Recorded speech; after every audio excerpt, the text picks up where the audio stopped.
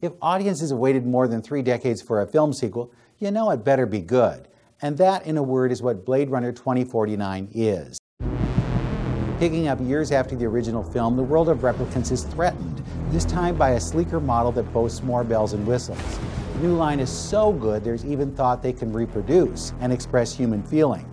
Naturally, there's a desire to get all of this under control. Enter an LAPD officer named Kay, who's charged with getting rid of the Nexus 8 replicants. Because he knows there's more to this than meets the assignment, he goes in search for the master, Detective Rick Deckard. Together, they try to figure out what the man behind the life-saving genetically modified food is up to and how his plans could either save or end the world as they know it. Directed by Denis Villeneuve, Blade Runner 2049 does a great job of recreating Ridley Scott's world and expanding it.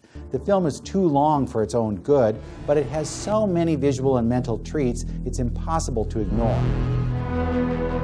In addition to getting Scott's participation, this Blade Runner is blessed with a feisty performance by the original star, Harrison Ford. He's just as grizzled as you can imagine, and a great compliment to Ryan Gosling as Kay. I know. The two work well together and uncover some secrets you didn't think the world of the future was harboring. Oscar winner Jared Leto turns up as the blind puppet master behind the Nexus 9. He's appropriately creepy and a nice addition to the film's mythology. While Blade Runner 2049 provides more grist for the future mill, it doesn't require knowledge of the past. It surprises too, and will make you long for action films that didn't just entertain, they made you think. 2 other new films look at relationships under pressure. In Battle of the Sexes, we get a peek behind the scenes at the Billie Jean King-Bobby Riggs tennis match. In The Mountain Between Us, 2 plane crash survivors learn what it takes to live. Both films are highly entertaining, pulling audiences into their very different worlds. Billie Jean King, already a champion of women's rights, is now the most successful female player of all time. I am not saying that women don't belong on the court. Who would pick up the balls otherwise? In Battle of the Sexes, Oscar winner Emma Stone plays King, the women's tennis champion who decides to call Bobby Riggs' bluff. Worse it's going to be when you lose.